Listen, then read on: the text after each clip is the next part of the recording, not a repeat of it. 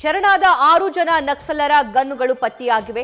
ಕಿತ್ತಲಗಂಡಿ ಕಾಡಿನಲ್ಲಿ 5 ಗನ್ಗಳು ಪತ್ತೆಯಾಗಿವೆ. AK-47, 303 ಸೇರಿದಂತೆ 5 ಗನ್ ಪೊಲೀಸರ ವಶದಲ್ಲಿದೆ. ಸದ್ಯಕ್ಕೆ ಜೈಪುರ ಸಮೀಪದ ಕಿತ್ತಲೆಗಂಡಿ ಕಾಡಲ್ಲಿ ಈ ಶಸ್ತ್ರಾಸ್ತ್ರಗಳು ಪತ್ತೆಯಾಗಿವೆ.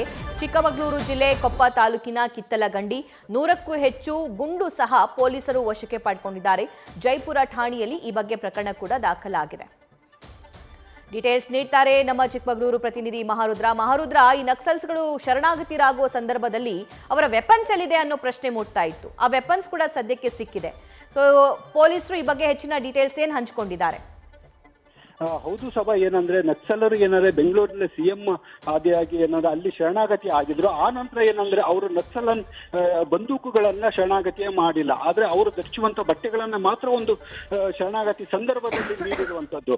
ಈ ಗನ್ನುಗಳು ಎಲ್ಲಿ ಹೋದವು ಅನ್ನೋದು ಹಲವಾರು ಚರ್ಚೆಗಳು ಕೂಡ ಆಗಿತ್ತು. ಕಳೆದ 2-3 ದಿನಗಳಿಂದಲೂ ANF ಮತ್ತು ಹಾಗೂ ಪೊಲೀಸರು ತೀವ್ರವಾಗಿ ಕೂಂಬಿಂಗ್ ಕಾರ್ಯವನ್ನ ಮಾಡ್ತಾ ಇದ್ರು. ಹಾಗೆ ಗನ್ನುಗಳನ್ನ ಎಲ್ಲಿ ಮುಚ್ಚಿಟ್ಟಿದ್ದಾರೆ, ಆ ಗನ್ನುಗಳು ಎಲ್ಲಿ ಹೋದವು ಅಂತೇಳಿ ಹುಡುಕಾಟದಲ್ಲೂ ಕೂಡ ಹುಡುಕಾಟವನ್ನ ನಡೆಸಿದ್ರು. ಆದ್ರೆ ಇವತ್ತು ಏನಂದ್ರೆ ಗನ್ನುಗಳು ಏನಂದ್ರೆ ಕೊಪ್ಪ ತಾಲೂಕಿನ ಮೇಗೂರು ಅರಣ್ಯ ಪ್ರದೇಶ ಏನಿದೆ ಅಲ್ಲಿ ಒಂದು ನಕ್ಸಲರ ಗನ್ನುಗಳು ಒಂದು ಸಿಕ್ಕಿರುವಂತದ್ದು. AK-47 ಮತ್ತೆ 303 ರೈಫಲ್ಲು ಹೀಗೆ ವಿವಿಧ ತೆರನಾದ ಬದ್ದು ಗುಂಡುಗಳು ಕೂಡ ಈಗ ಸಿಕ್ಕಿರುವಂತದ್ದು. ಈಗಾಗಲೇ ಏನಂದ್ರೆ ಪೊಲೀಸರು ಅದನ್ನು ವಶಪಡಿಸಿಕೊಂಡಿದ್ದಾರೆ. ಮತ್ತು ಏನಂದ್ರೆ ಈಗೆಲ್ಲ ಜೈಪುರ ಪೊಲೀಸ್ ಠಾಣೆಯಲ್ಲಿ ಒಂದು ಪ್ರಕರಣವನ್ನು ಕೂಡ ಒಂದು ದಾಖಲು ಮಾಡಿಕೊಂಡಿದ್ದಾರೆ. ಇದು ಕೊಪ್ಪ ಪೊಲೀಸ್ ಠಾಣಾ ತಾಲೂಕು ವ್ಯಾಪ್ತಿಯಲ್ಲಿ ಬರುವುದರಿಂದ ಏನಂದ್ರೆ ಈ ಹಿಂದೆ ಕೂಡ ಕೊಪ್ಪ ವ್ಯಾಪ್ತಿಯಲ್ಲಿ ಒಂದು ನಕ್ಸಲ್ ಚಟುವಟಿಕೆ ಕೂಡ ಹೆಚ್ಚಾಗಿತ್ತು. ಆ ಒಂದು ಪ್ರದೇಶದಲ್ಲಿ ಏನಂದ್ರೆ ನಕ್ಸಲರು ಒಂದು ಮದ್ದು ಗುಂಡುಗಳನ್ನು ಒಂದು ಅಡಗಿಟ್ಟು ಪತ್ತೆ ಹಚ್ಚುವಲ್ಲಿ ಒಂದು ಪೊಲೀಸರು ಒಂದು ಯಶಸ್ವಿ ಆಗಿದ್ದಾರೆ. ಈಗ ಏನಂದ್ರೆ